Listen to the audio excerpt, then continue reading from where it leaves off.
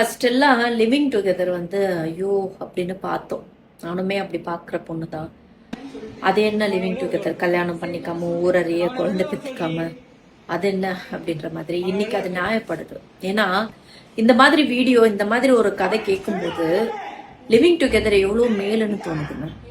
பிடிச்சா வாழலாம், பிடிக்கலன்னா உன்னுடைய வாழ்க்கையை நீ பாரு, என்னுடைய வாழ்க்கையை நான் பார்க்குறேன், அவ்வளோதான், டேக் இட் ஈஸி.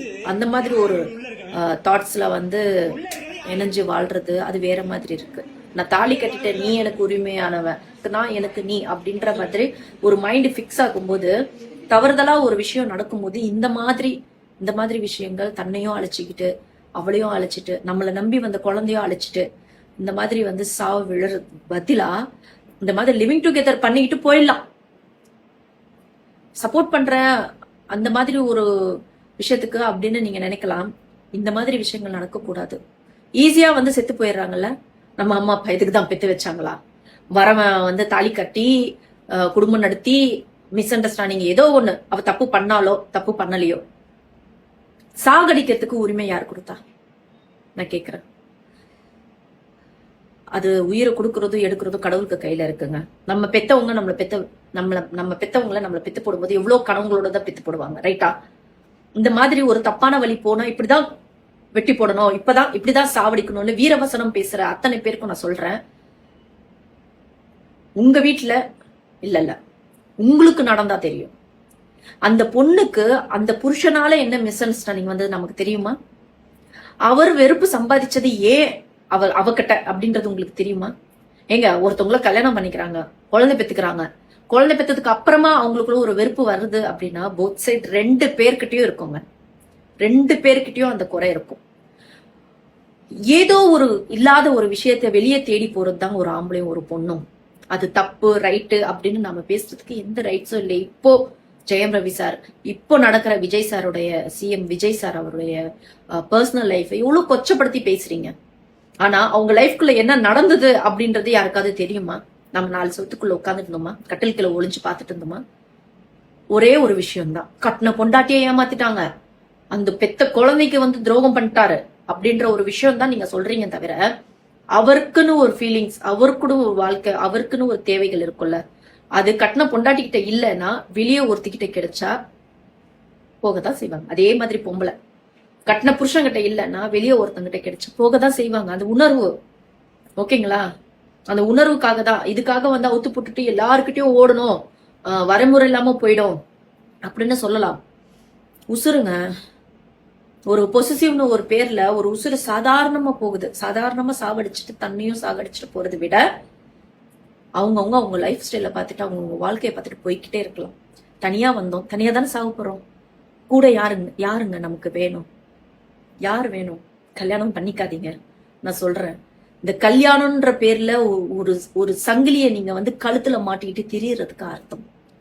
என் குழந்தைங்களுக்கு நான் சொல்லுவேன், ஐயோ கல்யாணமா டேஞ்சர், கல்யாணம்லாம் வேண்டாடா சாமி, டேஞ்சர் அப்படின்னு சொல்லுவேன். கண்டிப்பா லட்சத்துல ஒருத்தவங்க தாங்க சக்சஸ்ஃபுல்லா போகுது.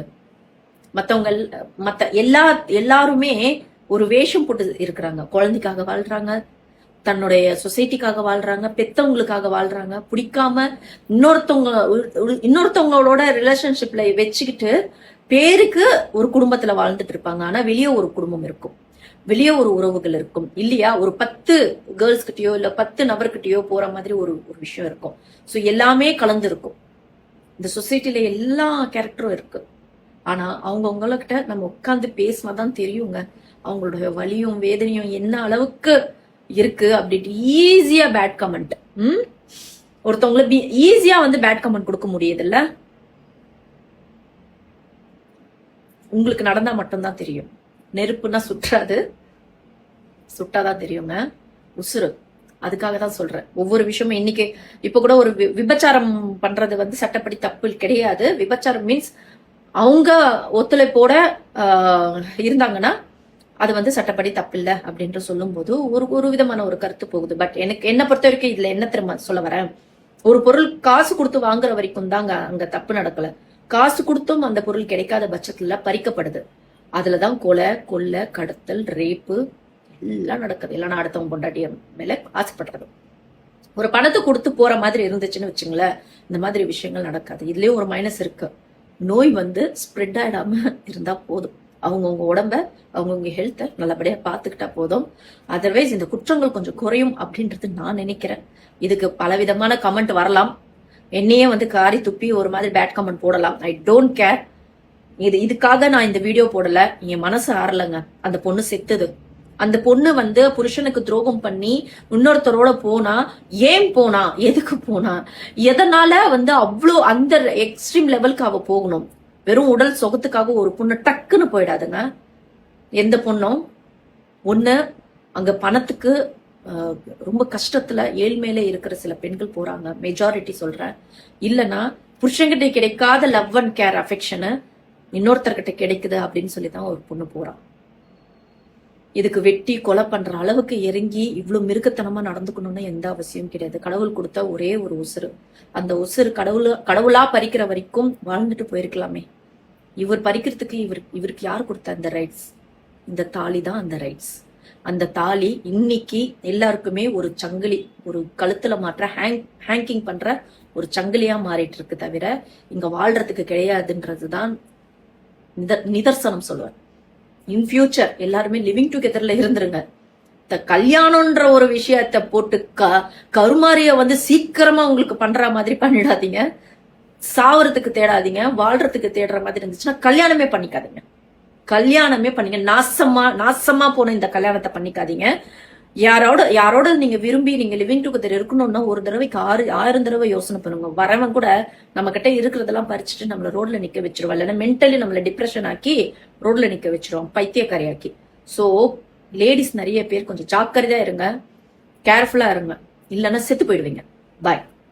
இப்போ இந்த வீடியோவை சீரியல் நடிகை ரியானா தான் ஷேர் பண்ணியிருக்காங்க. அதாவது தஞ்சாவூர் மாவட்டம் பட்டுக்கோட்டையில வச்சு தர்மராஜ், அக்ஷயா இவங்க 2 பேத்துக்கும் ஏற்பட்ட சர்ச்சையான வீடியோ தான் சோசியல் மீடியால வைரலா போயிட்டு இருக்கு.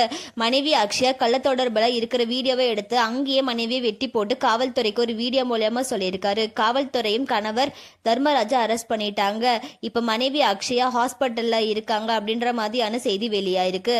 அந்த சர்ச்சையை பற்றி பேசி ரியானா இந்த வீடியோவை வெளியிட்டிருக்காங்க. லிவிங் ரிலேஷன்ஷிப்பே ரொம்ப நல்லது, கல்யாணம் பண்ணி தப்பு பண்ணி இப்படி சாகுறதுக்கு லிவிங் டுகெதர்லேயே இருந்துட்டு போயிடலாம் அப்படின்ற மாதிரி பேசி இந்த வீடியோவை ஷேர் பண்ணியிருக்காங்க. இந்த விஷயம் தான் இப்போ சோஷியல் மீடியாவில் பெரிய சர்ச்சையை ஏற்படுத்தியிருக்கு. இந்த விஷயத்தை பற்றி உங்களோட கருத்துக்களை கமெண்ட்டில் சொல்லுங்கள். அண்ட் இந்த மாதிரியான அப்டேட்ஸ்க்கு நம்மளோட சேனலை சப்ஸ்கிரைப் பண்ணிக்கோங்க.